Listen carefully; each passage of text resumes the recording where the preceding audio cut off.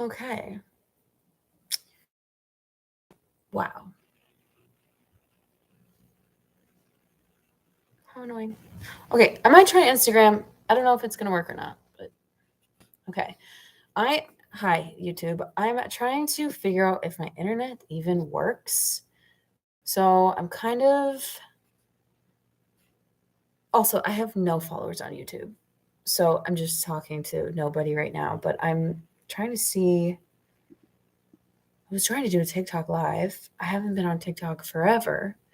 Um, or Instagram live. This is my first YouTube live. And again, nobody's going to be here. And I'm just sitting here trying to see if my internet is going to work. Hello, hello. I am just trying to see if my internet works.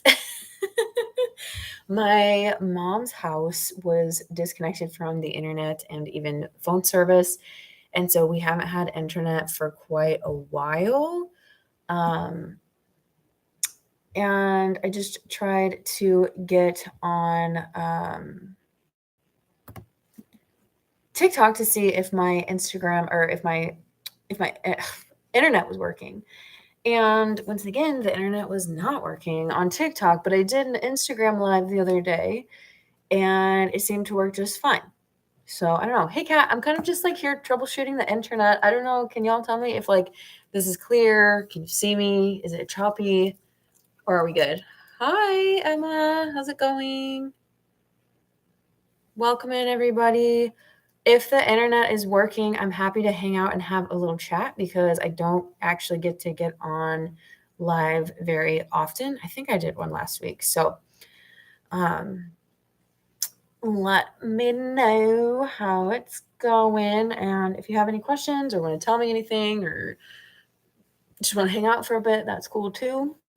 Seems good. Okay. I don't know why, for some reason, um, TikTok is a no for me here in Indiana. It's just like red light, green light, red light, green light. So I'm in California. Hi, Cami. Welcome in. It's a tad choppy, but not too bad. We're going to roll with it. Y'all let me know if it gets to the point where you can't understand me and I'm just talking to myself. You're all good, and I am too. Thanks. Good. Well, I'm glad you caught me. We've been kind of like, well, we're like 200 time zones apart, but TikTok is picky. Yeah, I guess so. They want like, I don't know how internet goes, but they want like your highest internet speed. I even like tried to do on my phone data, and it was still no. So, ooh, I need to clean that. Just a little choppy, but can see and hear you. Awesome. Arizona, where's everyone else from? Where are you all from? And also let me know, like, if you're new here. I see some names that I've been seeing for a long time. I see some new people. So if you're a new follower, say hello, tell me where you're from, and ask me. Ooh, I am a little tired, but ask me pretty much anything. I love Laguna Beach, seeing how I can move here. Oh, that's awesome. Oh, yeah. Are you just visiting right now? Canada, Georgia. Hello, everybody. What part of Canada are you from? Hi, blue like my soul. Not so lovely state of Virginia. Yeah, I know, Kat. And Kat, how are you doing? California, hi. Hello, welcome in, everybody. It's so nice to see everybody in here, especially after I just tried to go live on TikTok. I guess because I'm pretty active in my Instagram stories. When I have a chance to go live, I typically pop over to TikTok because those people don't really have like actual conversational access to me, whereas you all have like I'm pretty active in my stories. So, but TikTok's a no, so I thought I'd come on here for a little bit and see how everyone is doing. Ontario, okay. I am in Indiana right now, but I live in Washington, very, very close to like the line. So that's why I was asking, like, are you on this side or that side? Because obviously Canada's huge. Hello, hiya, Minneapolis, Chicago. I was just in Chicago twice, 3 times. I'm visiting in a gorgeous beach house. I want this. I feel you so much. I am desperate to go back to Spain, and I really want to buy a house there, but I have a lot to figure out before I can do such a huge thing like that. So I am new from Seattle. Well, hello. Welcome in. When I head back that way, hit me up. Except I have a really hard time actually hanging out with people, so didn't used to. You know how I'm doing. I sleepy. I know it's getting late over here. India, welcome in. I always love when people join from like so far away, and I always wonder how people find me. Like people who are not like, because most of my followers are in the US. And so whenever someone is here from far away, I'm like, whoa, how'd you get here? What part of India? I am from a very small town in north central Indiana, and I don't say where because my family still lives here and nobody asked for me to talk about these things. So I keep that kind of a little bit under wraps. So, what about you? I take it you're from Indiana too. How you doing, Pip? You getting comfy? Pip is on my mom's favorite chair right now and making herself at home. She's doing that thing where she's like hopping around and scratching and trying to make it more comfortable than it is. Dogs are funny. Hobart. Is that kind of over by Chicago? Go Indiana. How are you? I'm good. It's today I was kind of like low energy. And I'm feeling not great. But I can't tell if it's just like my Indiana vibe or if I don't know what it is. But other than that, I'm doing pretty well. It's because you are a star, girl. I don't know about that. Colorado headed to the beach next month for some much needed beach time. What beach are you going to? Yes. Okay, yeah, I thought so. Welcome in, everybody. It's nice to see you all in here. Hi, Kelsey. I'm just hanging out for a bit, testing out my internet. The internet company, like our internet just kind of like tapered off, was just like getting worse and worse. And like my clients couldn't see me on video chat and stuff like that. So I called the internet company, CenturyLink, and they disconnected my mom's phone and internet. Yes, my mom still has a home phone. Completely disconnected it. They were like, oops, it was mistakenly disconnected. And then I was like on the phone with them on Thursday. They're like, we'll be there by 5. We'll fix it. And then fast forward to today, it was still not connected. And the guy came and he was super kind. He's like the only guy in the whole area who like helps out. And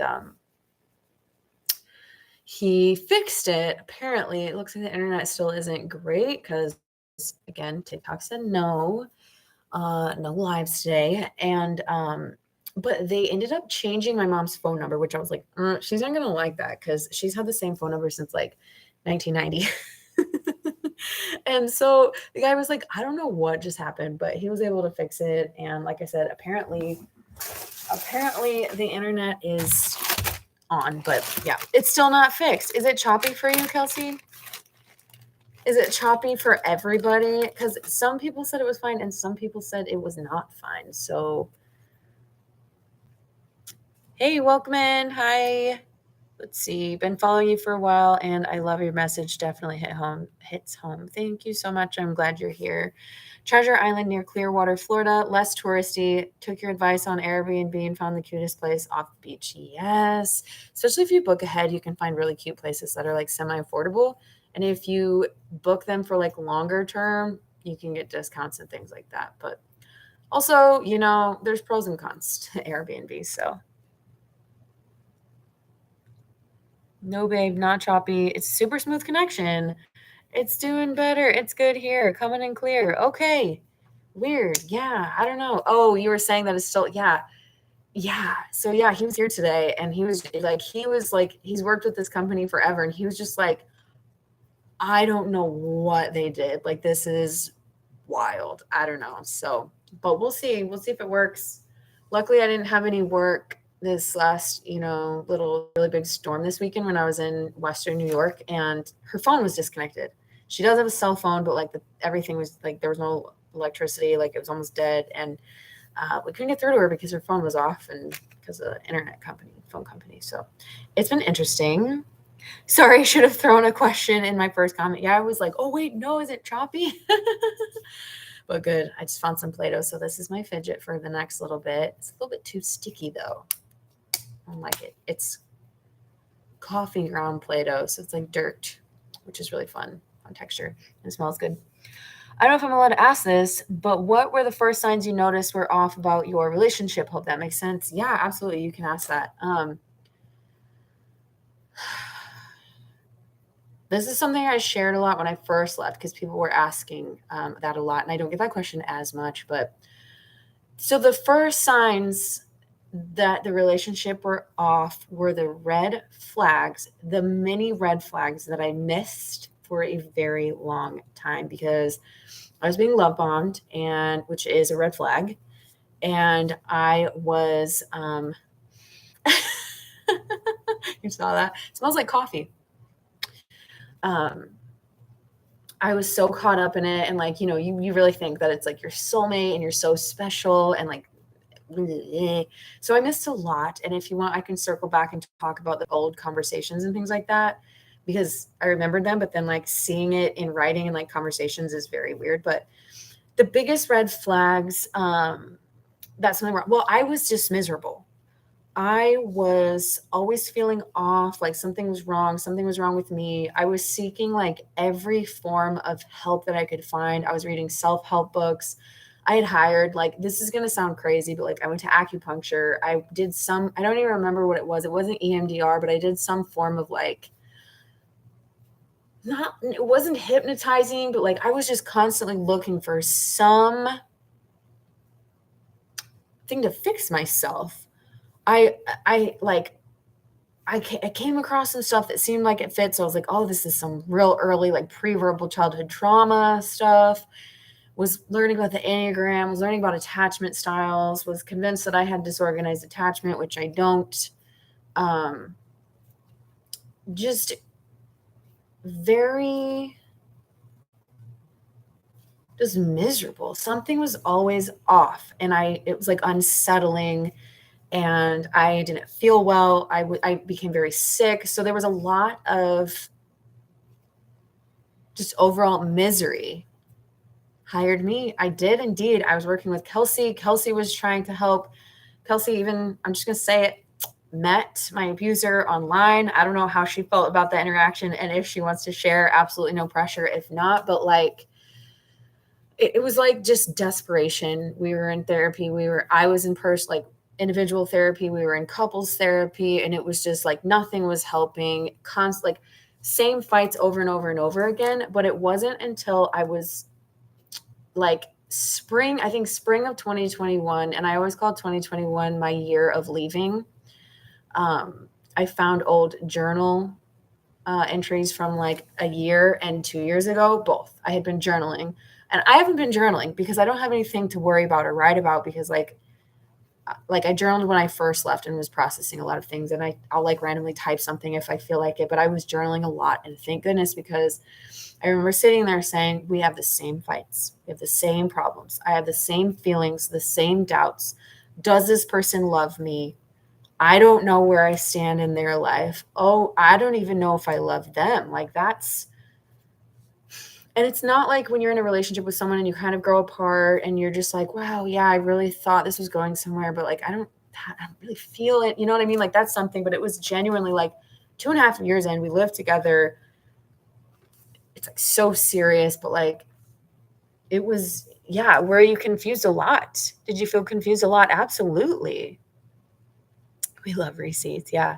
I was always confused. So basically like, what happens is like, you know, you're being gaslighted, you're being manipulated, you're being like intermittently like abused and then love bombed, which love bombing is abuse, back and forth, back and forth, back and forth. And I actually just read something today that was like a very obvious, like almost broke up. And now I wrote, oh, they're being very kind. They're being really cuddly. They bought me a plant. They blah, blah, blah. And now I'm reading it going, love bomb.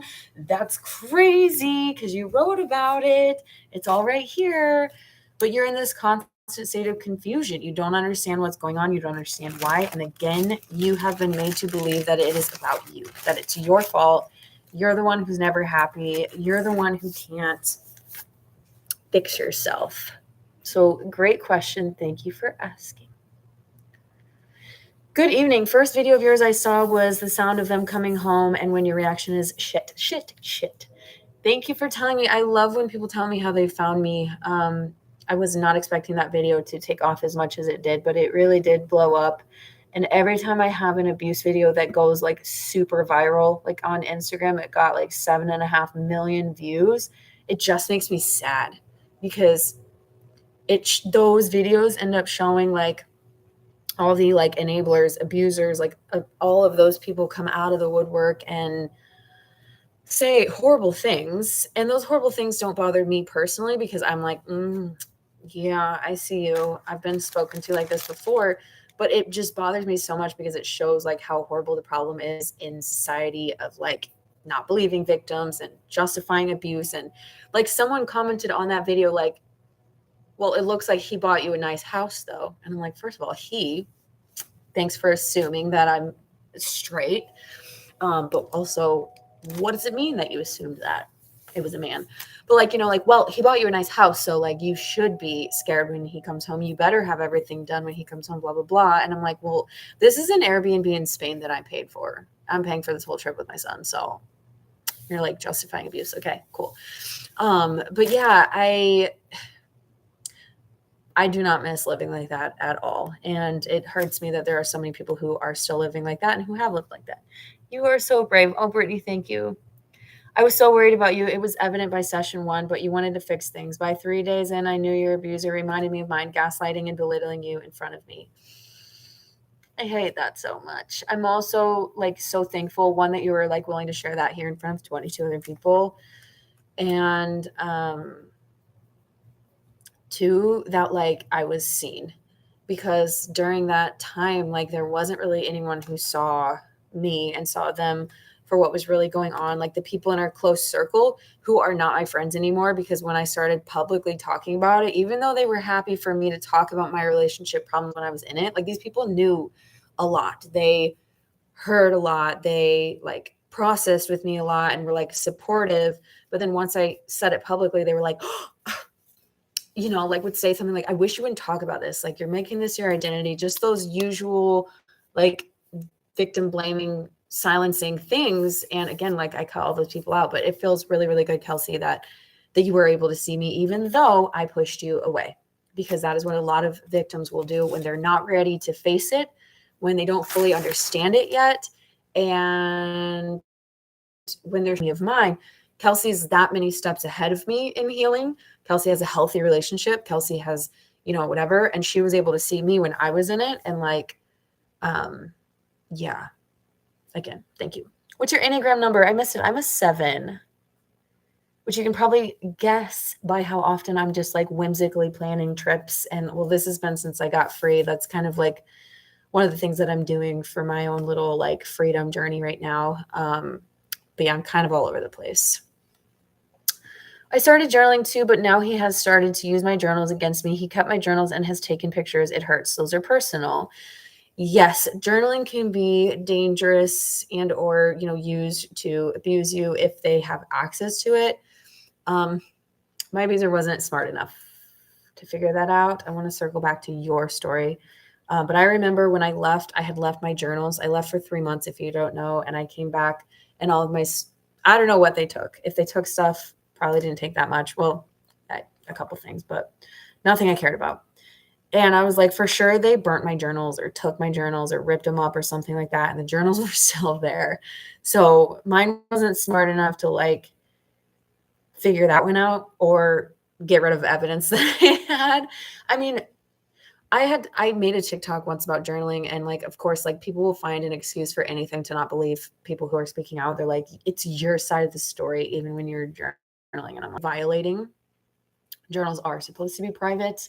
It's like like an unspoken trust that like, you learn when you're a little kid and you get your first journal, like you hope that your parents or your siblings won't find it and do it, because it's like when you start learning respect for other people's privacy. And like, what else are we supposed to do if we can't let our brains, spill out on paper? Like, where is a safe space to do that? You don't have one, essentially.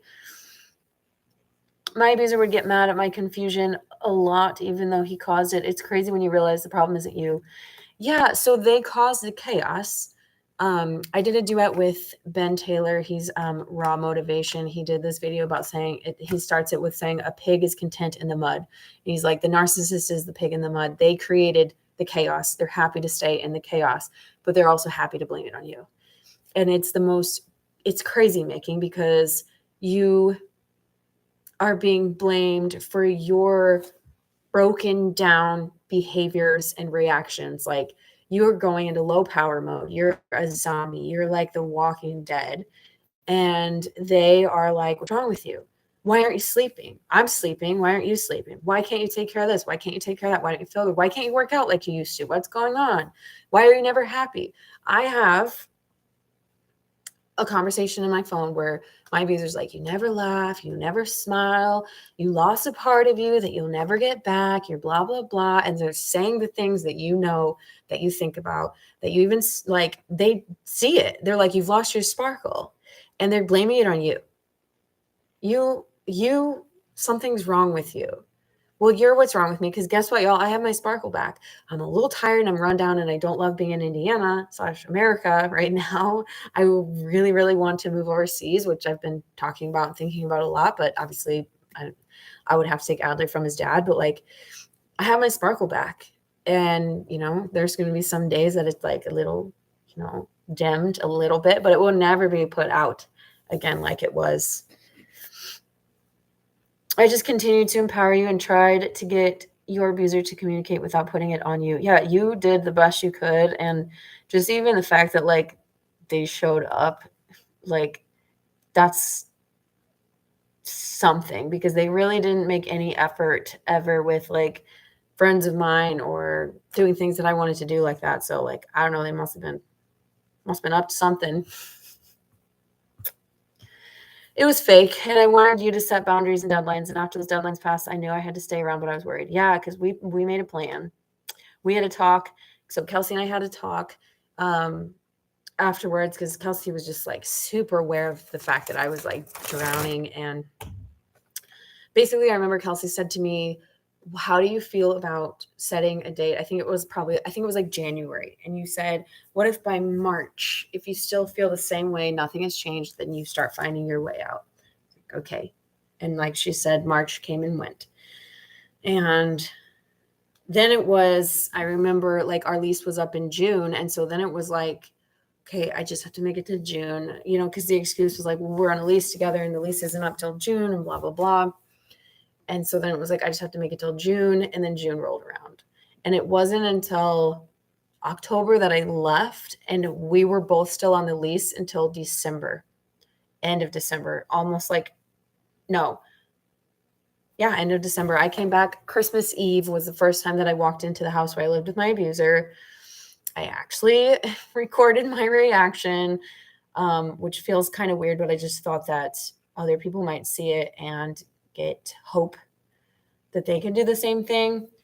And it was really weird, but I had a lot of people helping me to get out of there. And yeah, glad that's over. It's so hard to deal with everyone else on the sidelines after leaving. Yes, it is. Do you want to say more about that? Tips for breaking the trauma bond. So this is like a really complex thing. And if you want more information, I can share some, like, there's like coaching workshops, books, things like that I can share. But essentially, you have to remove yourself from that person completely. And it's very hard if you have kids, but get away once you're safe. Like, leaving can be very dangerous. So please, please, please be careful. And if you can, have other people help you and come up with a safety plan and all of that stuff. But remove yourself from them. Take away all access. That means block them on everything. Venmo, Cash App, freaking whatever they could send you a message on or send you a penny on or whatever, block them. Don't check their social media ever. Don't talk to people who know them if you can. My rule is hard and fast. If you have any, even if you walk by my ex on the street, I'm not going to talk to you. And I have been criticized on Instagram for that. They're like, oh, so they're not allowed to like your abuser just because you don't? No, they're not. If they like my abuser after I have shared with them, and many of them have said that they have witnessed behavior or knew they were abusive, blah, blah, blah. But if you're still going to associate with them and like go out with them and be in pictures with them, you're gone. For your own mental health, you have to completely, like, it's almost like that person never existed. Again, if you have kids, that is a much more difficult feat. Does your son ever ask about your abuser? No, not really. I explained to him why we don't see them anymore, age appropriately. I did ask two child play therapists, or I don't know exactly what their titles were, but some approaches, and they had very similar ideas, and I felt comfortable with what they were recommending, so we did that. And he would mention them for just a little bit after. Like he would say, oh, they taught me this, or they gave me that, or whatever, just like in passing. And I would be like, oh yeah. And I wouldn't really respond or talk about it or anything. But I told him that if he ever wants to talk to me about them and he wants to ask a question, what happened, where they go, anything like that, that he can ask me, and he doesn't, but I will not bring them up. I told him that. I said, I will not talk about them because of what happened and why we had to leave. But if you have any questions, you can always talk to me, because I don't want him having questions and like coming up with his own thoughts about like what happened. Like, was it because of him? Did they leave because of him? Or, something like that. Because, kids like really internalize the things that parents don't explain. But that sparkle, though, proud of you. But also the effort was fake. Absolutely, the effort was fake. You recorded for safety, not weird at all. Yes, it feels weird because like I've researched it. I've researched it a lot before I started recording, and like, some people say that it's like illegal, and I don't really understand like the ins and outs of it. But when you're recording it because you feel in danger, then, and I believe if it's like in a public place or something like that, but yeah. And I keep them because, with time that passes, which I don't feel this way. Like I'm very aware of what happened, what I experienced, and like why. People can, and I've had several people ask me about this lately, like, why am I all of a sudden remembering all these good things about my abuser? And I'm like, well, because your brain is trained in other places, all that stuff, in case for some reason 10 years from now they show up out of nowhere and they tell me they've changed, which I believe I would not fall for, but like, it's not good. I mean, like, everyone forming their own opinion, I guess, because even once you see clearly there are good people you love who still associate with your abuser because the light bulb hasn't come on yet. Yes. And that's the thing, is like those people have to see it for themselves.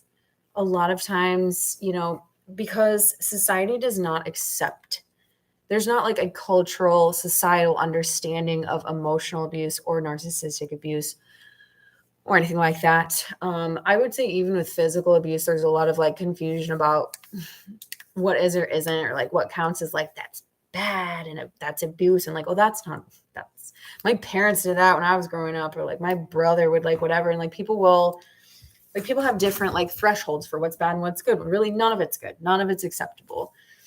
And people will make excuses, and people will say, well, if they were doing that, like, you were probably doing something. And that's not true. That's not an excuse, not for me, not for them, not for you, not anything. People don't understand reactive abuse, which I talk about a lot, because I believe that if we talk about it more, away the power from abusers who use that as a way to say that it was mutual abuse, or that that person was the aggressor. Like with the video of Brian Laundrie and Gabby Petito, where Brian was calm and was like, well, she hit me. And Gabby was like, well, yeah, I did. But really, she was lashing out to having him take her keys and her phone and her wallet or whatever, and locking her out of her van. And who knows what he was saying. And of course she's going to freak out. They're in the middle of nowhere. And so those cases, as sad as it is, like, that needs to be learned from, and it needs to be talked about, and it needs to be taken seriously, because reactive abuse happens very often. It's a very common tactic. It makes you look crazy. It makes it so no one believes you. It makes it so that if you leave them, they can launch that smear campaign, because they might have already told people that you freaked out and threw a pillow across the room and blah, blah, blah, and you yelled horrible things, or whatever. So it takes away the power. For example, someone told me that someone told them that my abuser said that I was the abuser. And when that person said that, I said, I knew that they would tell people that. And that's all I said. So I said, when they do a smear campaign, and they probably will, you do not defend yourself. You do not defend yourself. I wouldn't, if my mom came in here right now, my mom, and was like, I heard you did this, I would be like, I figured that that would be what was said. Whether I did something, whether I didn't, because reactive abuse is a thing, and I did engage in reactive abuse. I never hit my abuser. I never pushed my abuser. I never physically harmed my abuser, but I hit pillows on beds and blah, blah, blah. And every time, and yelled, why are you like this? Why are you like this? And I was the crazy one. I was the bad one. I was the abusive one. And when I talk about that publicly, people say, oh, you're the abuser. You're throwing a pillow. And I'm like, yeah. And I haven't even said half of the physical abuse things that my abuser said, because I don't need to talk about that, because people know that that's not good. But people don't understand that gaslighting is horrible, that isolating people is horrible, that all that, the little things like using pets to threaten you and keep you around, using kids as pawns, going to therapy to like get you to stay longer and make you look like the crazy one. Like all these little tiny little covert little tactics are the things that people need to be hearing about. Sorry, I just went off on a huge tangent. I mean, like everyone. Okay, I already read that one. I'm sorry. Exactly. You really are inspiring. You're a beautiful mom. Your son's very lucky to have you. Thank you so much. That means a lot to me. It really does. Because I do feel like a bad mom a lot.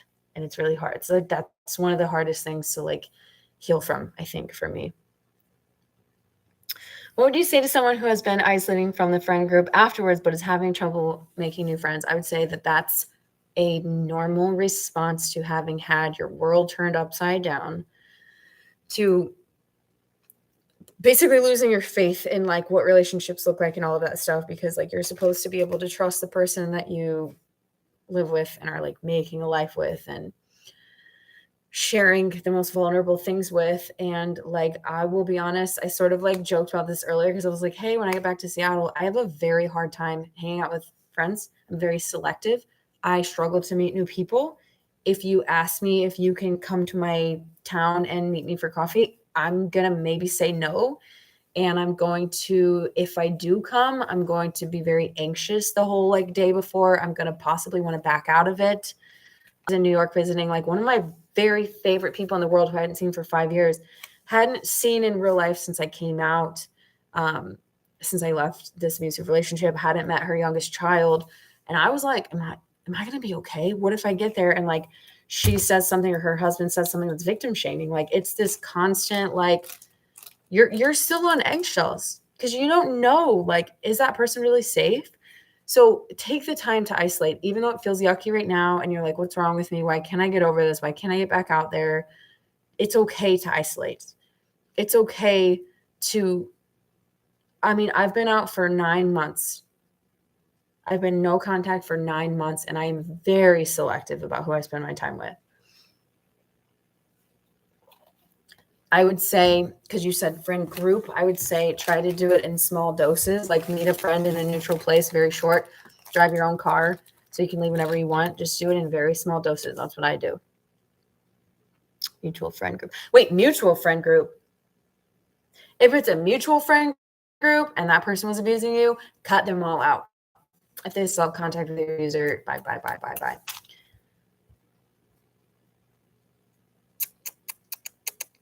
Hi, reactive abuse is so real. You are in fight or flight, and your brain is absolutely fried.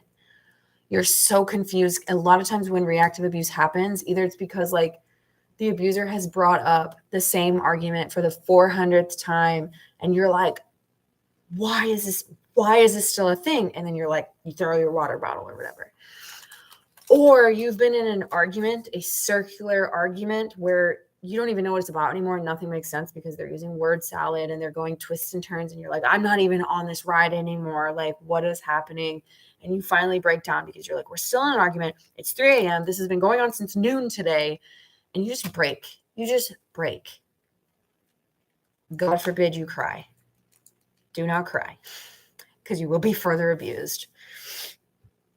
Some people are uncomfortable with you sharing your story, but I genuinely believe you are helping so many women by doing it. Thank you so much. it does help. I do get a lot of messages like that and comments like that, and it helps keep me going. But like, I try to remember that the people who are saying the horrible things are abusers themselves or have been abused and are not yet willing to look inward and say, holy crap. The reason this is on my page is because the algorithm knows that this, whatever. And I don't want to talk, like, people will criticize not just me, but like, so I just am in this group called the Narc Avengers that we just made an Instagram page for it. There's like 15 or 16 of us, and people will come on a video by someone with a PhD talking about their experience with abuse, and they'll be like, I don't like your dress. And like on my stuff, it's like, I don't like how you hold your dog. Why are you dancing? Well, because this is an audio on TikTok, and this is the thing. This is the way that people deliver information on TikTok, and that's what I chose to do. So also maybe because it's very hard to talk about, and this made it a little easier. Thank you. But yeah, I try to remember that the people who are uncomfortable are uncomfortable for a reason, and that's nothing to do with me. And there's a very real, like, so I am finishing up my trauma recovery coaching certification program.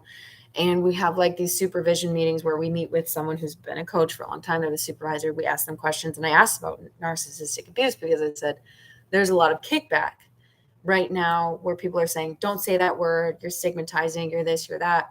And we talked about who is behind that movement. But, obviously, like when we're making content and we're talking about this, like I've never called a narcissist evil.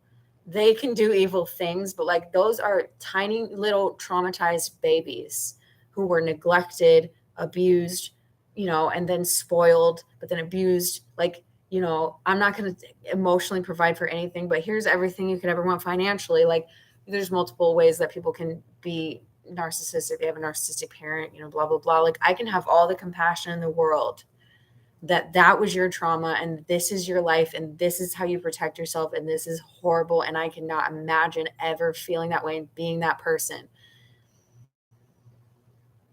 But I'm still going to educate about the tactics that narcissists use and what it feels like to be abused and how to break a trauma bond and how to get out of it, because compassion for people with narcissistic personality disorder isn't going to help anyone realize they're being abused or get out of their abusive relationships. So, yes, your page has helped me so much through the process of figuring out what I went through. So thank you. Thank you. Thank you so much. I really do appreciate that. I can't say it enough. Strong woman. Thank you. You are so brave and sharing. It helps me so much. Thank you so much. I'm so glad. Did you know what a narcissist was when you went into the relationship during and or only afterward? Near the end. I found it near the end. I would say like July or August of last, so like a year ago, July or August, like I said, spring, I started to pull back. I stopped sharing them on Instagram, like just randomly, didn't say anything to anyone, but I was like, I can't share this person anymore because I'm freaking miserable. And I don't want to lie to anyone or let anyone think that like things are okay here. And people noticed. Most people didn't ask anything. Most people didn't say anything. Maybe the ones who knew I was being abused, and they're like, what's going on? I'm like, yeah, well, things aren't great. And then July or August, I found trauma bonds, and it was like trauma bond versus love, and it was all trauma bond. None of the love boxes were checked. And I was like, I cannot honestly say that I love this person. I believe that I'm in a trauma bond. What does this mean? And so I started researching more. I found Lee Hammock, mental illness. I found, don't walk by the camera. I have the camera on. My mom is a little bit shy, and she will take away my, what's it called? Inheritance. Right? So yeah, I found mental illness, Lee Hammock, and Lisa's Sunny at Stronger Than Before. And now like I'm in this group of people who are educating and who are, sharing and helping and doing all the things that I'm doing, and we work together, and we, what is it called? Encourage each other and like do collabs together and things like that. But it was like, I was listening to Lee's podcast like every day, and I was doing Lisa's trauma recovery journal and all this stuff. And it was like they were just talking about my life. And a lot of people say that, like, when I make that content, they're like, you are talking about my life. And it's crazy, and it's hard. And it's like, once you get to that point, you can't deny it anymore. You can't deny it. So yeah, it was only at the end, and then after I left. So like after you leave and break the trauma bond, that's key. The brain fog goes away because again, while you're in it, you're constantly confused. You don't understand like what you're experiencing, and then like when the brain fog cleared and I was able to think and like reflect and find old journal writings and find old like emails that I had written and things like that, it all makes sense. Like I remember like looking back at the first night we hung out, which I thought was so romantic and was like fate and it was meant to be and all that stuff, was love bombing. It was predatory. It was all planned out, like to a T. Everything was these things have to oh, now I'm going to say this, now I'm going to like, oh, now let's have some alcohol, oh, now let's turn these like romantic lights on. Like it was all planned out to get me to feel like it was this like natural, like out of a movie, like naturally flowing like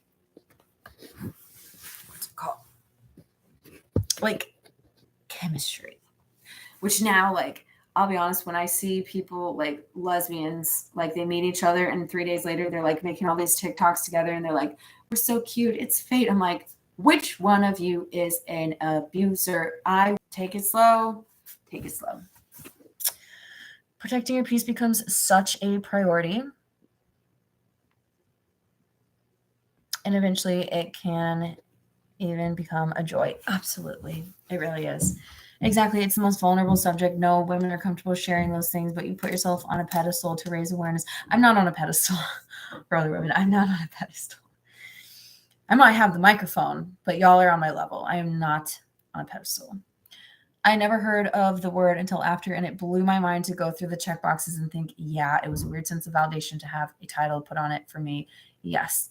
And people will try to take that from you, and they'll say, if this person isn't diagnosed, you can't say that word. If they're not diagnosed, but seen, because if they go to therapy, it's to manipulate you and manipulate the therapist and triangulate.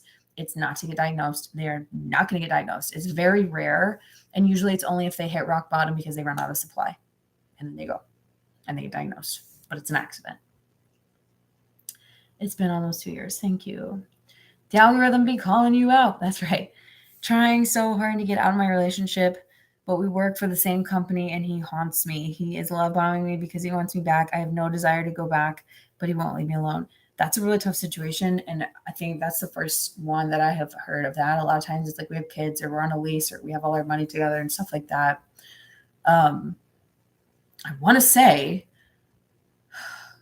one of y'all has to get another job somewhere else, because it's like, I know that's like an easy thing to say. Like there might not just be another job for you, but like, sometimes like I have a feeling like this is what usually happens is you get to the point where it's worth risking everything on earth. Like I just made that video. It's at like almost 800,000 views on Instagram now. Like I left my dogs. I'm lucky I got them back. I left all our stuff. Did not care if they trashed that house and I owed a lot of money on it, because like it was worth getting away from them, because as long as he has access to you, it's going to keep going. Also, people claiming to be experts in abuse, trying to control you, seems sus. Yeah, I agree. It's so hard, but I find strength in your posts. Thank you so much. I'm glad. He started calling me a narcissist. I asked my therapist. She looked at me so confused. Yeah, that's a common tactic. They will, if you ask them if they're a narcissist or you show them about narcissism, if they're not aware that they are one, or even if they are, they'll turn it back on you. At the end of the day, you've come so far. It fucking sucks. You experienced it, but you're truly making the best of it. Thank you so much. It's really weird because before I left, I remember thinking like, like wasn't happy in my job anymore. And I was like, I feel like there's something I need to be doing, but I can't quite put my finger on it. Do you know what it was? And it was like very soon after like I made the first pieces of content that I actually used the word abuse. And the response was the opposite of what I expected. Like I assumed that I would lose a lot of followers. People wouldn't believe me. I'm sure some were like, y'all are cute together. I don't believe this. I actually had someone say to me the other day that like I looked cute with someone that I didn't date because it was like right after I left and everyone had this idea that I was going to date this person. And I was like, I literally just I would have destroyed them. Okay. Like, no, absolutely not. And so cute, really cute. And that doesn't matter. That doesn't matter. I would rather date a rock who doesn't look that cute with me, but treats me well. So thank you. But yeah, Kels, it was like, I just all of a sudden was like, this is the thing. Because it was like, I know I need to give back. I know I have something that I need to give back. I know that there's something that I'm supposed to be doing, but obviously I couldn't talk about it then. And I didn't know that that's the thing. And so I don't know how long I'm going to be doing this. I might wake up someday and be like, I think I've done enough. And I have a feeling that when I stop like making content regularly about abuse, I'll still share things, resources. I'll still have, resources on my pages and things like that, because this will always be a part of me in my journey. And I will always hope that someone will, stumble across something and be helped by that. But yeah, absolutely. I am trying to make the best of it. Appreciate you. It's been 9 years and I'm still super picky who I let in my life. The trauma. Absolutely. And I hope that all of us abuse survivors do stay picky, because we deserve to be picky. And people who haven't been abused but like don't realize it yet, like we all deserve to be picky. It's less about how many friends you have, but like how many good trusted people you have. I'd rather have like 2 than there's nothing like leaving an abusive person and then having all your friends be involved in like, be flying monkeys or enablers or this or that, to be like, I didn't have any friends. But that's okay. I keep seeming to attract narcissistic people in general. I am tuned into narcissism now, but it still keeps happening. It's a thing. So you say that you're tuned into narcissism, which is a huge protection, like shield, because when you meet someone and you see like the tactics, the love bombing, you start picking up on the red flags. You're like, wait a minute. By the way, one of the first red flags that I totally missed was 2 days into knowing or like hanging out with my abuser.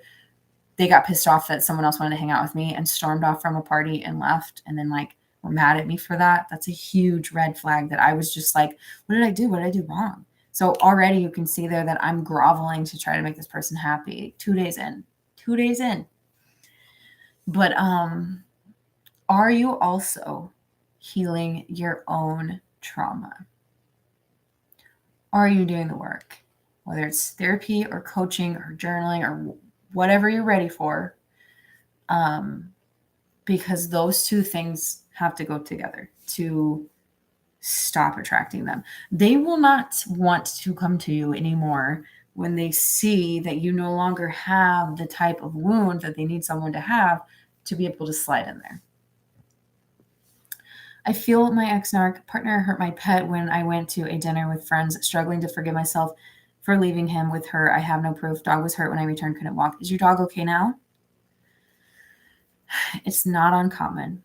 And unfortunately, it's something that you'll never know. Just like I'll never know what my son experienced. I will never know what my dogs experienced for the, 4 to 6 weeks that they were left with my abuser.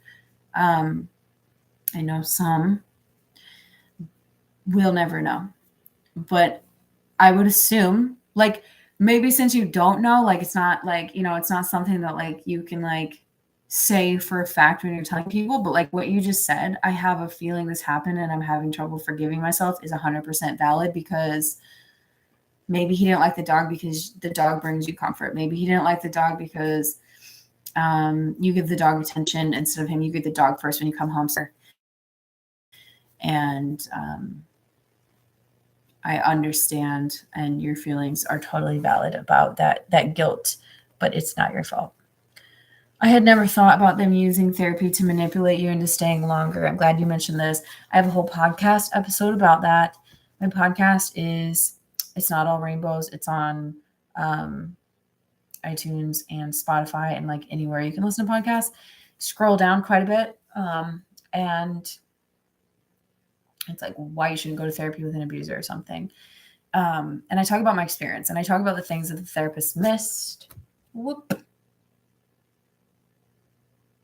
I talk about the things that the therapist missed that I said that were like little cries for help, that when I've told other like therapists that are followers on here, they're like, how is that missed? Well, because that person's already been manipulated by my abuser for the last year. They're not going to pick up on that. They didn't pick up on the body language on camera, which is crazy because Kelsey is, I think, still in here, picked up on it on the first session of hanging out with us.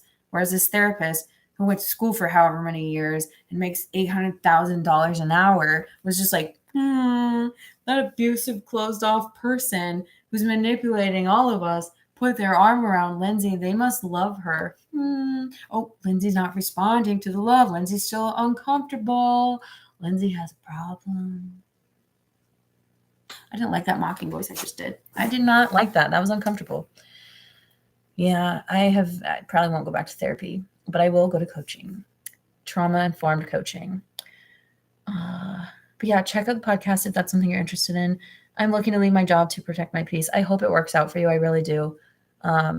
Just you can, it doesn't have to be tomorrow, but like lay low looking for other jobs or look at like whatever you can so that when it's time, you can go. My abuser 1000% tried to manipulate our therapist. Yeah. Yep. If they can, they will. My phone is about to die, so I'm going to wrap this contact. Love your content. Congrats on leaving. I'm really proud of you. That's often how it is to be able to get away from someone who's abusive, no matter what thing that they have that causes them to, react in those ways and treat people in those ways. It's untangling in the worst way. So very proud of you. Protective order for stalking if needed. Yup. Was your narc also really jealous and slept with him all over the house? 10 at once. And they would have just been like, I'm still a superior being. They'll never love you like I do. But if my son's dad looked at me, 3 months worth of fighting right there. So yes, very jealous, very possessive. Had to be like, if he was around, had to be lingering, monitoring all our conversations. I wasn't allowed to talk to him without them being there. And if they found out that I did, yeah, very, very, very jealous. Oh my God, spot on. Makes sense. Time to queue up the podcast for sure. Check it out. If you like the podcast, please rate and review, or like subscribe to it, all that stuff, because it helps. It really does help. So I would really appreciate that if you like it. What's the difference between coaching and therapy? Okay, hold on. I need to get my phone charger. Give me a second. I'll be right back. I also have YouTube live open because I'm trying to grow my YouTube. I have no followers. No. So I'm just finishing this up and I will be starting one-on-one coaching as soon as I finish my program. Hi, YouTube just saw my whole outfit. I'm wearing a jammy, long jammy shirt thing. Okay, I'll show you guys on Instagram. Oh, you can't even see it. I'm in my jammies. So therapy is so when you meet with a therapist, I don't want any therapist to chew my head off if I just sound like I hate you. I don't. I had a very bad experience. I think therapy has a place and therapy is really awesome and good and everything like that. And so is coaching. But we as coaches always make sure that it's client-led. Like the client has a voice and a choice in how we're going to approach their coaching session and their healing and all that stuff. We are peers. So we're on the same level. There's no power difference. There's no I'm a therapist. I know so much more than you. I did so much schooling. And I will tell you this, I was in individual and couples therapy for a year and a half when I was with my abuser. And yes, I am out of the situation. You can't heal in the environment that made you sick. So obviously I'm going to heal in leaps and bounds compared to that. But I got more from the coaching triad that I was in that was required for my certificate that I'm so close to having. And there were 3 of us and we would coach each other and we did it 5 times. And I found so much more clarity and other trauma that's not from my abuser, but childhood trauma, family trauma, some trauma with my son's dad, even we processed a lot of this stuff. And I got so much more out of working with a trauma-informed coach who also is not certified yet. We're on the same trajectory than I did in that long of therapy. So I totally believe in it. Again, we are we spend 6 months studying trauma, what it does to the brain, why, what childhood abuse, religious abuse, all kinds of stuff, so that we can help you. Un saludito en español. Hola, ¿qué tal? Less than a month till I heard that. Mine was also extremely jealous of my ex-baby dad. However, never ever cared about women. It was invalidating to my gayness and heartbreaking. Yes, absolutely. I feel like, so I've seen Ben Taylor, again, Raw Motivations, talk about this, where he says, like, the narcissist never thinks you'll leave because they are so, like, they have very large egos, but they're protecting, like, these tiny little scared, like, ashamed babies who don't actually like themselves, but they're going to leave you. They're going to discard you. So when you do leave, it is a horrible thing to see. So why do I keep going back? My guess is that you're in a trauma bond, which is a very, very, very, very difficult thing to break. And you have to be far away with no contact and no information about them, not checking their social media. Like, you can't have someone saying, oh, I saw your ex yesterday and they were with someone, or I saw your ex and they said this to me, blah, blah, blah. Like, you have to break the connection with them, break the addiction to them, and, start healing and start learning about abuse and why it happened and, what it looks like and things like that. He keeps telling me to break up with him. He won't do it. Yeah, he's not going to do it. He's not going to leave unless he has someone else lined up. Then he might. But yeah, it's I hate to be like, watch my content, but like the last couple, so you might find it helpful or validating to watch those. Okay. I'm kind of tired of talking. Oh, hi, there's someone on YouTube. Hello. It's just been running this whole time. So I'm going to go. This has been a really awesome conversation. I do want to get some sleep. I don't want to be too tired tomorrow. So yeah, I hate to cut this off because there's 17 people in here, and this has been a really, really great conversation, but I will try to come on again soon. I found out he has had another woman in his bed through our kids. Has he moved on? Why does it hurt? He has new supply. He's has he moved on? Is it who can make them feel the best? And so honestly, like, I would do whatever you need to do to protect yourself and to heal. But I don't like to give advice, like tell people to do things, but like, I wouldn't put a lot of energy into like making it work with him, or, you know what I mean? Like, just go low key and protect yourself. I love you and all that you do. Thank you. Thank you. Thanks for hanging. Have a good night. Oh, hi, Mattia. Time for bed. Go to bed. So yeah, thanks y'all. And like I said, I'll try to be back whenever I can, and have a good night. Okay. I don't know. How do I turn this off?